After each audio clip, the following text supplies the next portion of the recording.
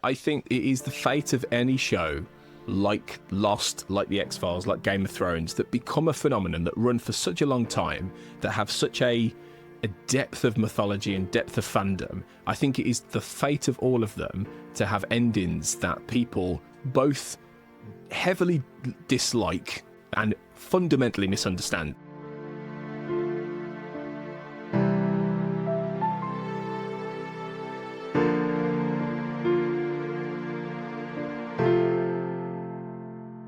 Hello everyone, my name is Kurt North and welcome to my YouTube channel. This is the Magic Box Podcast. It's an audio podcast, although the YouTube channel will be used for other things to supplement the actual podcast itself.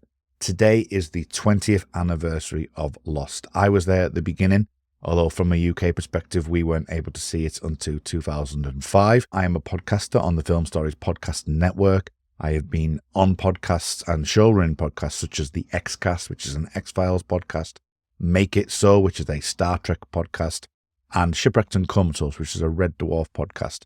I've also podcasted on a show which featured heavily Terry O'Quinn from a show called Millennium, which was a kind of spin-off to the X-Files, which aired from 1996 to 1999.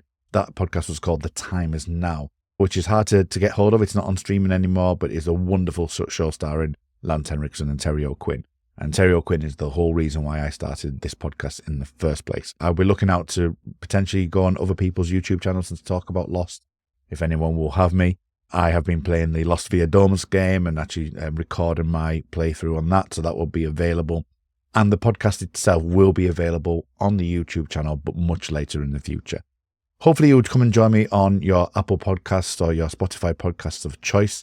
You can find the link tree just on the bottom there about where you can find all my social medias. This has been a labour of love for me. We started back in November. We've got most of season 1 already recorded.